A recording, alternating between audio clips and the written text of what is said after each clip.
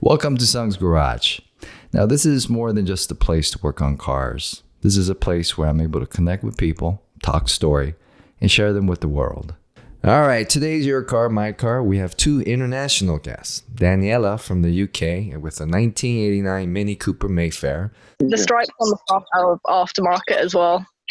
That was actually just done with a spray can and a lot of tape. Nice. I like your style. Done. That's good. Well done. Very good. That's awesome. That's pro, man. And Lindsay from Down Under with the AU Ford Falcon, which is a little different from the Falcons we see in the States. You know, relatively, a very cheap car to pick up these days in Australia. So I've just been, slowly working on it and adding stuff to it. I've need a big bull bar because we get lots of kangaroos out here. So, if you're driving along and one jumps out in front cool. of you. That's a kangaroo roll bar. That's awesome. Yeah. So if you would like to be on Your Car, My Car, make sure you sign up at Sung's Garage website. All right, let's check out the cars. Enjoy. Y'all be good. Well, hey guys, I want to thank you guys for joining me. Joining me on this Your Car, My Car. By Joey, a buddy, a guy that we met on Instagram, and he just loved his Nissan Z, and he had a suggestion to use this Zoom or use this time and use social media, use this technology to still find some type of community under this crisis. And everyone's going through tough times right now, but I think if we can kind of spend maybe half an hour just talking about something positive, just sharing, building a community, still connecting with people, man. I think it's something powerful, and it's a powerful message. And it's been an amazing tool for me because, look, at the end of the day, I don't have any answers. I'm scared. I don't have any. My outlook is I'm trying to be positive, but it's a slippery slope, guys. It's like I fall into this kind of dark place, and man, I'm an actor, and the characters that I play that are superhuman, they're not real. We're dealing with reality now. So, I really appreciate you guys willing to spend time with a complete stranger. And let's just get to it. I'd love to introduce you guys. We start with Lindsay. You're in Australia, so maybe you can introduce yourself. Tell us everything going on, and yeah. Rightio. My name's Lindsay. I live in Orange, in New South Wales, which is one of the states in Australia. It's about 4 hours west of Sydney. I work with kids and focus on prevention-based mental health sort of interventions and things. So I run a program with a big sort of team of allied health professionals, which is pretty cool. And so I travel all over Western New South Wales and go out to schools and stuff and run training for kids and parents and teachers and teach them about social emotional development and skills and things, and just see how I can help out different families and that sort of stuff. So I sort of do for work. But then, I suppose as far as my car goes and all that sort of stuff, I love tinkering on a few different projects on the weekends and afternoons when I get a chance. I've got an AU Falcon. Did you want to see it now, or do you want to? Hey, Lindsay, before we go to the Falcon, before we show your car, you being an occupational therapist, I'd love to just kind of pick your brain on, what are you telling the kids today? I would love to listen to something positive and something structured from someone with your outlook and in your profession. What do you tell them? So what we've been doing is, firstly, it's really hard to go out to schools at the moment because all of our schools are pretty much closed down and only a couple of kids come in at the moment. So, and we obviously are trying to minimize our travel and minimize exposure and that sort of stuff for families and for us. So we're putting together sort of a program at the moment to support parents a lot with supporting their kids at home, because it's a really tough time for families in general. there's a lot of really cool little sort of cartoon sort of based videos and sort of stories that parents can read their kids, sort of explaining what coronavirus is and why we need to do this, and, you know, going through about washing your hands and why it's important and all that sort of stuff. So I think, yeah, for us, it's like, it's a big change even just in the work we do, because it's not our standard sort of work. So we've had to adapt and be flexible, which is, you know, it's really hard for a lot of people.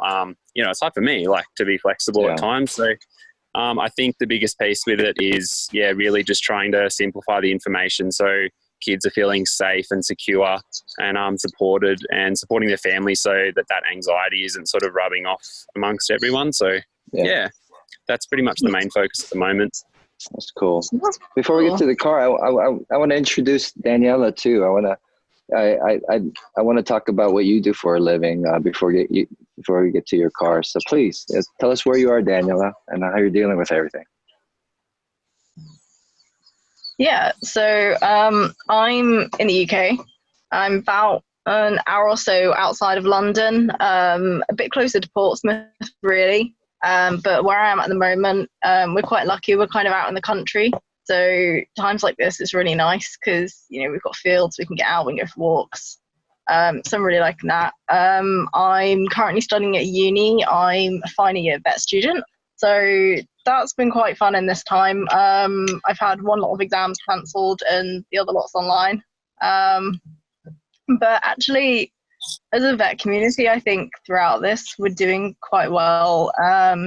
We've managed to get a couple of Facebook groups up and running for people to do kind of virtual placements and for vets to ask questions and cases for students to work through, since they're missing out on placements and things, which is really good.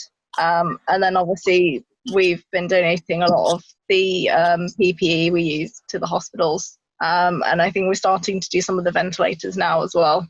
So just kind of helping out all we can. But yeah, it's a fun time. That's awesome. Well, I have a question for you, because as someone who's studying veterinary medicine, I recently got a puppy. So I wonder if you understand the psychology of a dog. You know, I having this puppy, I've never had a dog. I got a golden doodle, right? So half golden retriever and half poodle. And this dog, DJ, has so much personality. I've never had a dog like this. I've had multiple dogs before, but this dog is like a little human being. And during this kind of lockdown, he's taught me a lot about myself because, you know, my wife wants to raise him constantly with love and a kind of a peaceful, non-reactive kind of tone. And me, the way I was raised, the way I deal with things is like fix it, like instantly react. And my question to you is, do you think animals know the difference? Do they really know the difference? Do you think they're emotional creatures, especially dogs, or are we projecting? No, I think they're definitely emotional. They can definitely sense what we're feeling as well. They pick up on that. So one of the ones I've got at the moment, I've got two cats. One of them is a rescue. And this thing, when we got him, he was so nervous and really scared. And it's taken him about 8 years, I think, to kind of finally come to grips with the fact that he's safe. And he's an adult, like he's fine, but he's recently started to play and kind of learn as a kitten. And he definitely picks up on the environment, and they know so much. And I think actually in times like these, you know, having a pet, having an animal, it's kind of vital. If you've got one, they do so much for your mental health. And you know, they don't know what's going on. They just think, oh great, everyone's home. This is wonderful. Having the time of their lives. So I think that really helps. But yeah, they definitely are emotional. Yeah, they have good days and bad days. Yeah. Daniela, thank you for sharing that. I'll take that into consideration, and I've been trying to be less reactive to my dog going crazy. You know, like I instantly like raise my voice, and then you see him, you know, like you see him kind of retract and almost, be more timid in terms of like approaching us. And then when my wife encourages more of a lovingly discipline, you know, he's all over us. He's like constantly engaging with us. So I noticed that, you know, the harsher I am, the more distant he becomes. You know what I'm saying? So I think, and I think you need discipline with them. Otherwise, you know, they just completely run you over like a doormat. But at the same time, you know, you can if you react instantly, and you know they know that okay, that's what, you know, maybe they shouldn't do that. But then afterwards, give them reassurance that actually, you know, yes, they shouldn't have done that, but you know, you're not that mad, and they can still come and play. I think as well, if you've got a puppy, they spend a lot of time playing, and you know, they will have mad 5-10 minutes where they just charge around. And actually, sometimes it's quite nice just to charge around and go nuts with them, and they love it as well. And then, you know, you might tire them out for a bit as well, you know. Yeah. I mean, we do, but he is constant. This guy has way too much energy. I just turned 48. I don't got this energy. I don't, man. I know. I need a little lap dog or something. But you're right. In this time of crisis, this lockdown, it's been amazing to just get kisses and be showered with love and be able to be a kid with this little puppy. You know, it takes you back to what the essentials are. And it really makes you connect emotionally. So, yeah, I agree. I feel blessed that we got this puppy before all this, you know, stuff happened. All right, guys, let's get to the cool stuff. Lindsay, I don't know anything about your car. I deliberately did not look up Falcon. But I know Australia is my kind of people when it comes to car guys, because you like weird stuff. You guys like half truck, half car stuff. And I'm all about that. Like, I'm El Camino lover, right? So even the Oppa truck I got is like a weird kind of fusion. So come on, share, tell us about your baby. Rightio. So, I suppose I'll flick it over so you can see it first. It's a bit dirty. We've had a bit of rain today.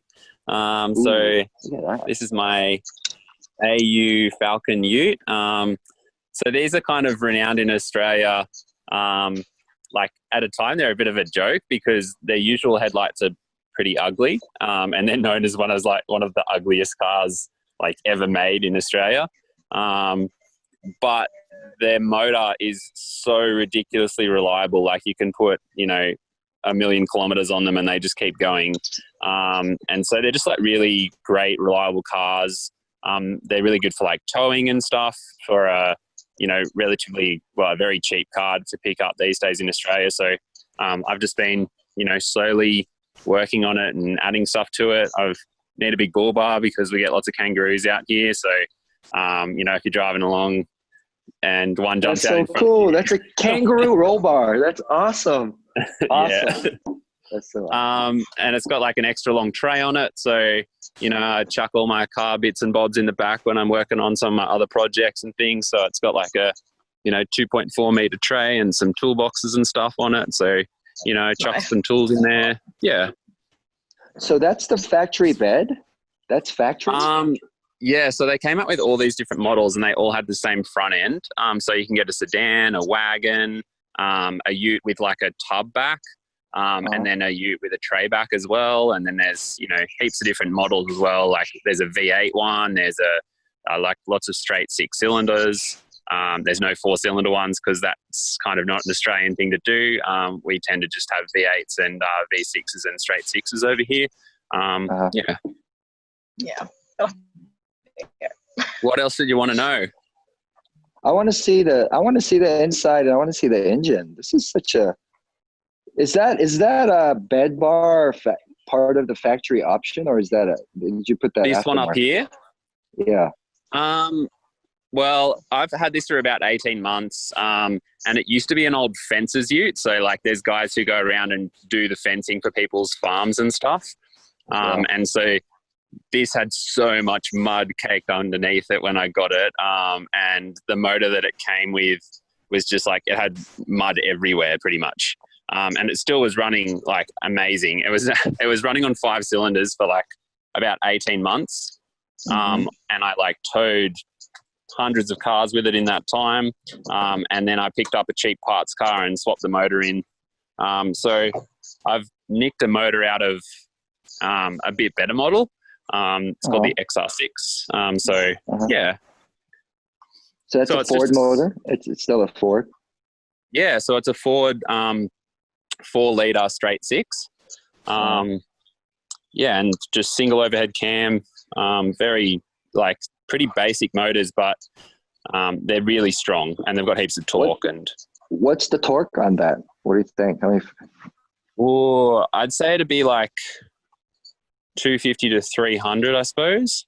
So you can tell. I'd have to check that, but they just tow very, very happily, really. So, and when I pulled it out, I just decided to sort of upgrade everything while I was there, like put new radiator hoses and all coolant hoses, and just replace everything, leads and all that sort of stuff. So, do it right the first time.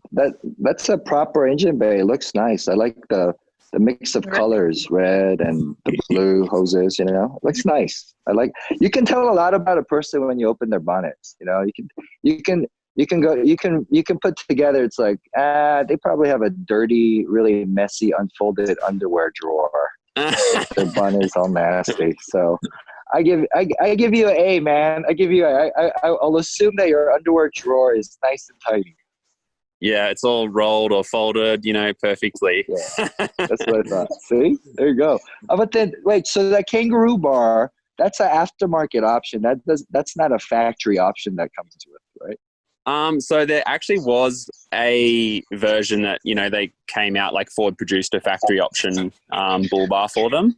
And obviously lots of other companies just copied other designs and made them. So you can pick them up really cheap. Like I think this cost me about $100 or something, Australian, which is I suppose at the moment about 60 US or something.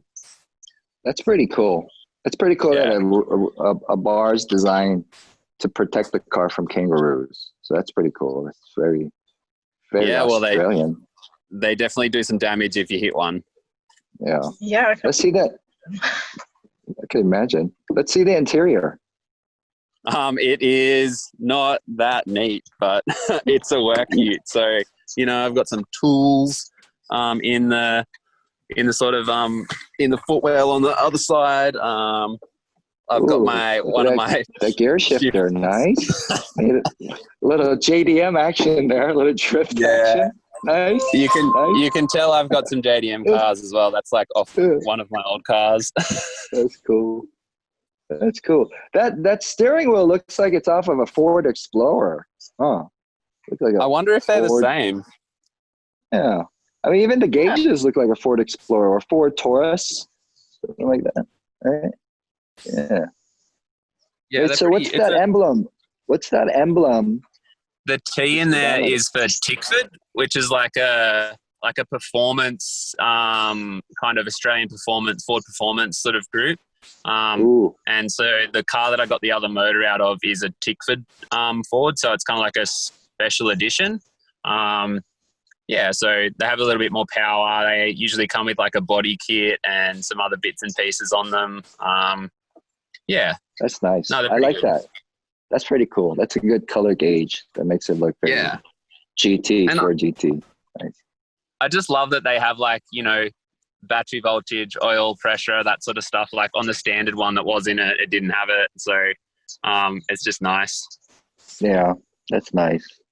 It's you appreciate all those gauges when you get in an old car and you don't have any of them, right? 100%. Like no gauge works. Yeah.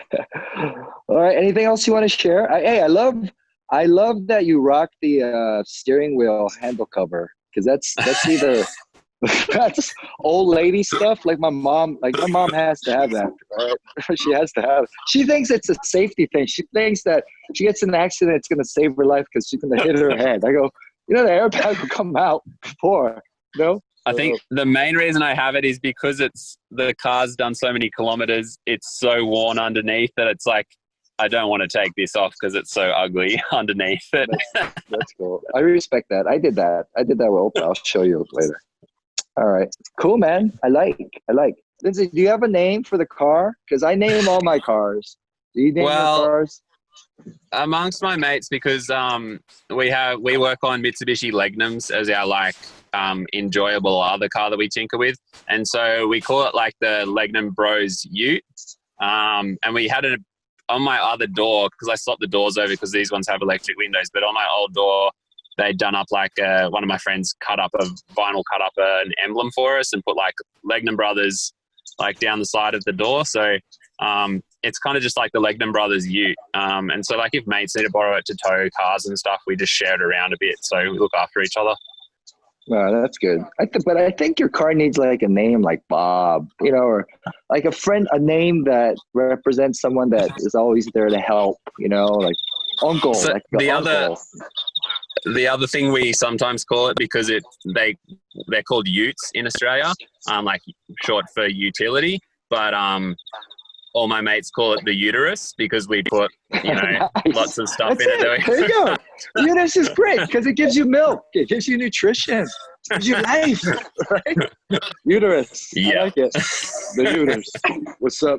But it's a guy. It's a guy. Mr. Uterus. What's up? Yeah, Uncle Uterus. Mr. Uterus. Yeah. Uncle Uterus. Uncle you. Uncle you. All right. Cool. Hey, so last question. Is that headliner? Is that a factory or did you do that? No, because I did the headliner in Opa. I'll show you later. But so I'm obsessed with headliners, especially like DIY headliners. So this is 100% the original headliner, and someone's just got like tech screws where like before I've owned it, and they've just like tech screwed it in. Oh, it makes it looks like a plush sofa. It makes it like a plush sofa. It does the job, but I'll definitely get it replaced one day, I think.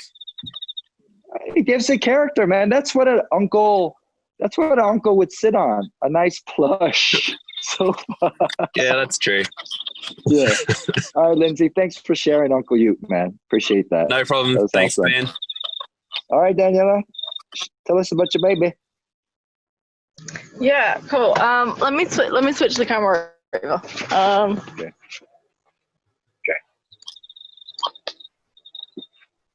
Okay, so this is my Mini, and 89 Mini Mayfair. It's first classic car I've had. It's probably one that I will keep, just because I love him. He's just so much fun to drive. But so I took a while to try and figure out a name for this car, and actually it wasn't until I changed the interior over that I came up with a name. So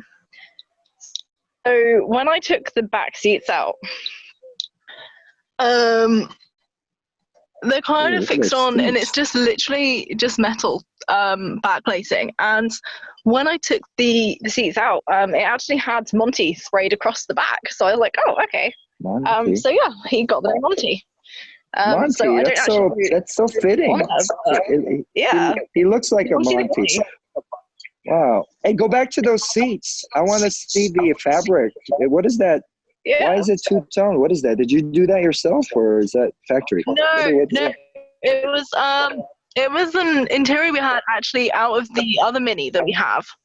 So it's just vinyl sides and then fabric interior. It's got matching door cards as well. I don't know if you can see that. Ooh, look at those door handles. Ooh, I like that. Did have headrests at some point, but I don't know where they got put, so I just haven't put them on. It's quite comfortable to drive without. It's probably not as safe, but so yeah, I think it quite fits the car.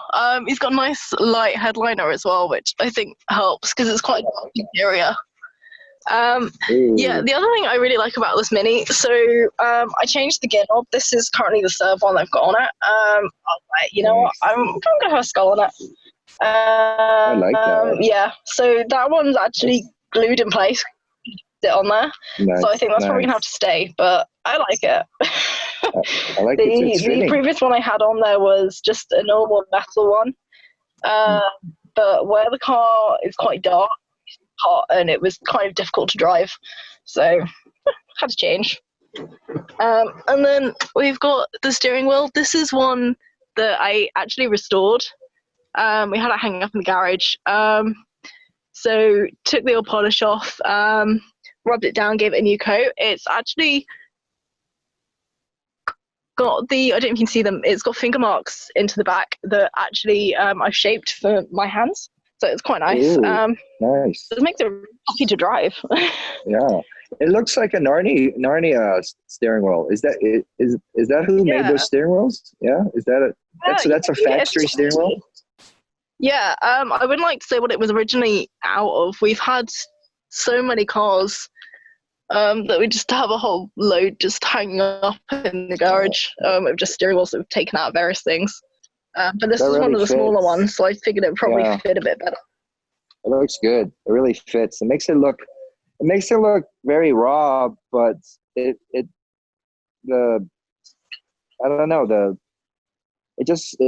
pops. It doesn't look too modern. You know, some steering wheels you put in and it just doesn't fit the car. Like what it did. It's proportioned correctly. Like old. Yeah. Even without the center horn, it looks cool. You know, it looks cool. Yeah. Yeah. The horn on it is actually on the indicator stick. Oh, nice. That's a cool option. Yeah. How's the horn in the you've car? got the little gauges. But yeah, so she's just got the 3 gauges. I've got the rev counter, the speedo that is sort of accurate, and then the middle one that has the fuel gauge that doesn't work and the temperature gauge that doesn't work either. So, but yeah, that's part of an old car, I think. Yeah. Lots of fun. So how do you keep track of gas? You open the gas cap and literally just look in it with a torch. Oh, okay. That's good. That makes it easy. Old school way, but yeah, so it's got a locking fuel cap, and you can literally, it just comes off, and there's no lock or anything, so you can just shine a torch in and just have a look and see how full it is, basically. Nice. Hey, those side mirrors, are those aftermarket side mirrors, or were those factory side mirrors? No, they're aftermarket ones. It's got some little bullet-shaped ones on there. They're not very well fixed on, so you have to watch out. Occasionally they do sort of fall off. Yeah. I found out the other day. I was doing something. I was changing the windscreen, I think, on it. And yeah, just walked past the mirror and it fell off. And I was like, oh, okay, I probably should fix that one a bit better. But yeah, they look good on it. It looks proper. It looks like they fit very well. You know. Yeah, he's a nice little car. Yeah. And then he's got the stripes on the front are aftermarket as well. That was actually just done with a spray can and a lot of tape. Nice. I like your style. That's good. Well done. Very good. That's awesome. That's pro, man. Yeah, I mean, he's gonna have a full respray at some point anyway, because he's got a lot of rust that needs sorting. But I don't know. I think I might put the stripes back on. I quite like them. Yeah, they look great on it. They look great. So when do you think it's time to do a full strip down and do a proper spray for a car? Because I feel like with the old truck that I got, I was gonna do that right away. But then when I was driving around, all the noises and the little kind of crinks and aching bones that the car makes, it started giving the car a voice, you know. So I started to really enjoy the way the car drives, and I feel like if I reinforce everything and I get rid of all the rust, it's gonna drive differently. What do you think? I don't know. I think I was always gonna end up respraying this car. It's never gonna be a complete show car that's gonna be completely clean. But for me, it's when the rust starts to become an issue in terms of, you know, if it's gonna you've got a hole in the floor driving along, or you're gonna have part of your car falls off because it's got rust in it. I think at that point you probably need to go through it and it's not even, you know, if it's just bodywork, it wouldn't necessarily change how it drives. I mean, the other car I've got is an MX-5, and that's had a lot of bodywork on it because of rust, and it's just you kind of just cut a bit off and put a plate on it, weld in, and it works. But yeah, I don't know. I think it depends on the car if you're going to respray it as well. Some of them just look nicer with, you know, if they've got a bit of a ratty paint job, you know, it's nice, it adds character. Yeah, that was the dilemma I was having initially before the lockdown, and now I think by default, I'm going to keep Opa the way it is because it's really representing what I've had to, use within the garage and the limited resources I've had because a lot of the shops are closed, right? So even doing the engine swap, I was going to do an engine swap. Just you can it's you just have to accept that it's just not going to be a perfect paint job. You get bits of that, which I think is probably how I'm going to do this one because I can't afford like the couple of grand that it's going to take to respray it. And I don't know, I quite like to have a go at it. Yeah, that'd be cool. I'd love to watch you. You gotta zoom that so we could watch you do it. I want to see the process. Might not be for a while. The other thing, if I'm going to respray it and I think, I reckon there's a lot of rust on that's hiding. So I think it might be off the road for a while. And the other thing is I'm kind of reluctant to take it off the road because it's just so much fun to drive. Yeah, I know. That's how I feel about this truck. Hey, let's check out your engine. I want to see under the bonnet. Let me see. It's got an internal release at the moment. So yeah, let's have a go.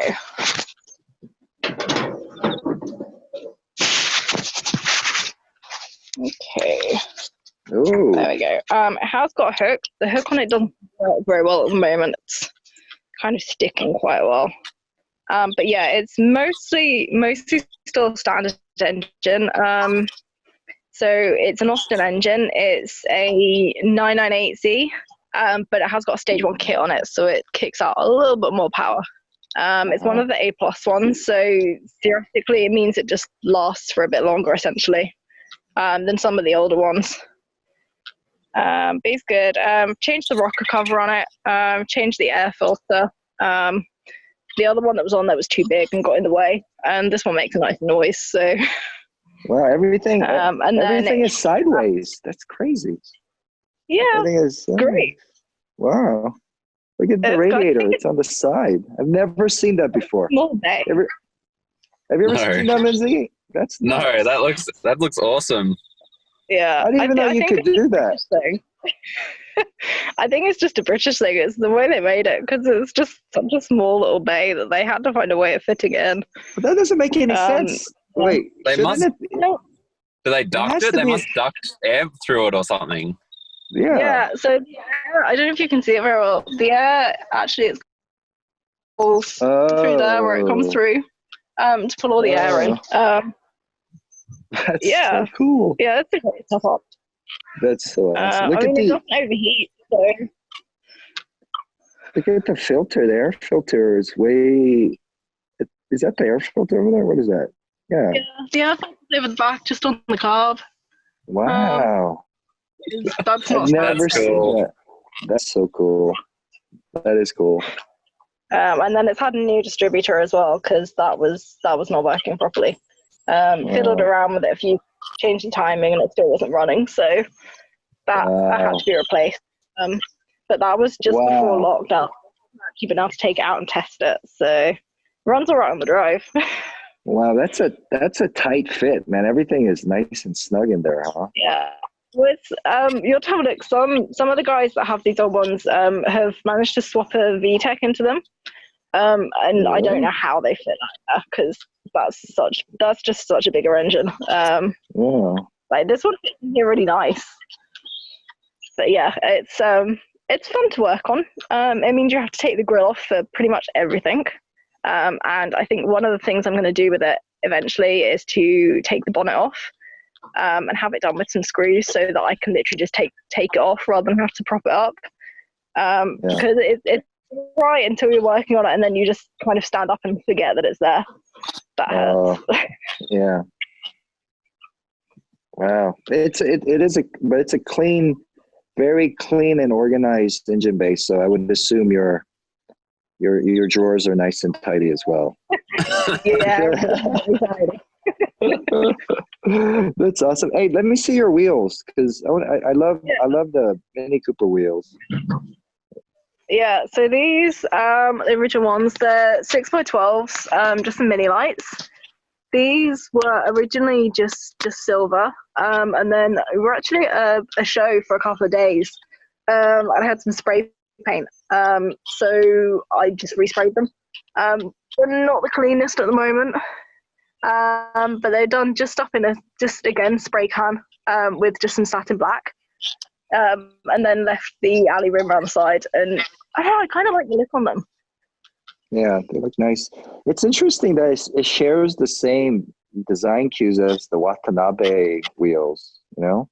So I wonder which came first. I would assume Mini Cooper was making these before Watanabe made his wheels. So I think it's probably a British influence, right? Because those look very Watanabe. No, Minis have been. Yeah. Maybe it was those those JDM minis that, Japan has heaps of minis over there, and they do sort of some different styles and stuff. So I don't know, maybe they did it. No, well, I think the Japanese they took the British, like the Austin design cues. I mean, they were notorious for stealing other people's designs. Basically, their motto was, we're going to steal the design and make it better, more reliable. That's what they did, 100%. Right? So, yeah, they did. I mean, your Mini Cooper looks. I mean, let me flip. Let me show you. Look, they could be cousins, right? I know, that's so cool. It looks like a Mini Cooper, right? This looks like a Mini Cooper. Yeah, you've got the bumper off as well, so like the bottom's the same as well. Right? I want to ask you I have to ask this question. Why do you love your cars? Like, give me the why. Why these cars? Because there are so many cars out there, and I have to ask is like, you're and then and Morty. His name is Morty, right? Morty. I don't know. I don't know. We had this originally was one of my dad's friend's cars, and this car was actually that he bought a Mini. And about a year later, this one was up for sale. So it's got a bit of history. It's the reason that we've got the two Minis that we currently have sitting on the drive. But I just love the fact that it's just so simple to work on. It's just easy to work on. It's just fun to drive. You take it out, put a smile on your face. Starts pretty much every time. And I think it's just one that I'm going to keep. I think I'll have a lot of other cars, but I think this one will stay.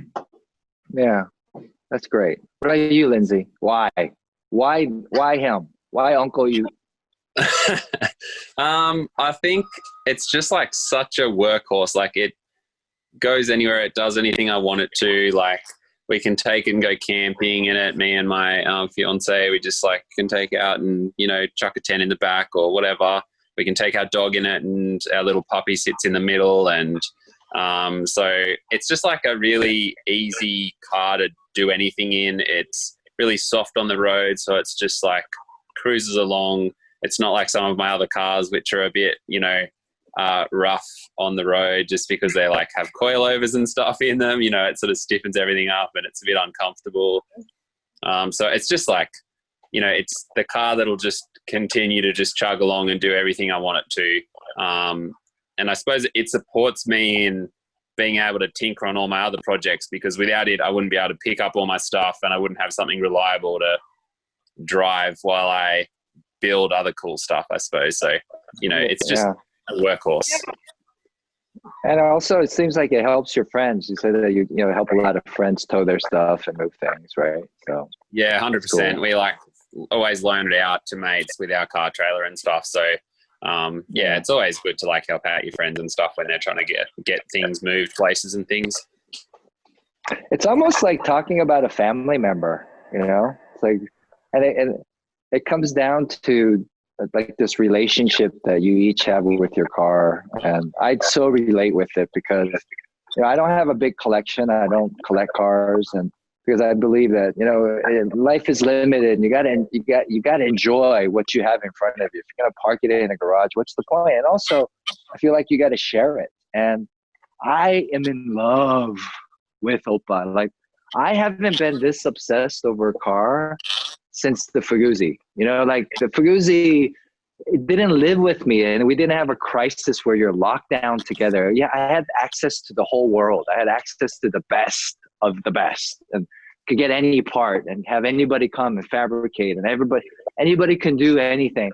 They could come to the garage. But now it's just me, and I have a buddy, Anson, that's the producer of Sung's Garage, and I have Mikey, who runs a custom Datsun Roadster shop. So he has no customers because he has special orders. So it's just him in a shop.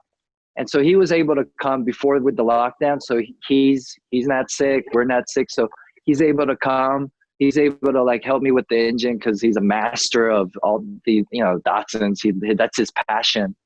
And then it's in the evening, man, instead of like, I feel like I'm going stir crazy. And I'm like, I told you earlier, it's like, I just start getting scared. I start having these panic attacks, and I come in the garage, turn on some music, some real chill stuff. And I start talking to the old dude. And it's like, and I'm going through him. I'm washing him. I'm cleaning him, and I'm learning, and he's teaching me these things. And it brought me back to like, what is the fundamentals?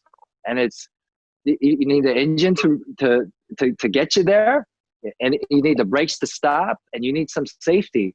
And then it kind of put everything into perspective. Is like, yeah, I don't need to spend all this money on this stuff, on the car. And if I did, it would be so irresponsible right now. And it's become the symbol of everything that is like creative in me under limitations. And it's become this beautiful relationship I have with this guy. And like the idea of even parking him outside, like I keep my I have a nicer daily driver. I keep that car outside. Like, it's kicked out, man. Like, this old dude is in my garage because I don't want to get him wet, And I'm so in love with this car. I can't explain it. You ever seen that movie Christine? Have you guys seen Christine, that Stephen King movie? Oh, you got to watch it. Oh, you guys are too young. You guys, as car guys, car folks, you have to watch Christine. You have to watch this. Now you're on lockdown. You have to watch it, and then you'll understand what I'm going through right now. I am smitten. I'm obsessed. So anyway, enough of that. All right, Yeah, I think. What they're about, though, isn't it? It's just, they're an escape, really. It's something you can sit at home, you can tinker about with them. It's just a nice break away from everything, and it's just very soothing. You can sit there, you can take stuff to bits, just sit there, clean it. I don't know. It's just I think it's what you need right now. Yeah, and we're lucky we have these guys to keep us company, man. I was thinking if I didn't have Oppa, I don't know what I would be doing every day. I don't play video games, and how many movies can you watch a day? You know what I'm saying? So Yeah. But yeah, well, I don't know what else to say. I think you guys are awesome. Thanks for sharing your cars with me. Just thanks for spending time, man. You guys are awesome. Thank you, man. It's great. Yeah, this is awesome. All right. Thanks for tuning in to Sung's Garage. And thank you, Danielle and Lindsay, for showing us your cool rides, Monty and Uncle Uterus. It's really cool to see how different the model of cars are made in different countries. I hope Lindsay doesn't have to ever use his Kangaroo Bar. Good luck to Daniela finishing her last year in veterinary medicine. Now, if you would like to be on Your Car, My Car, please go to our site, Sung's Garage, to find out how. All right. Y'all be good.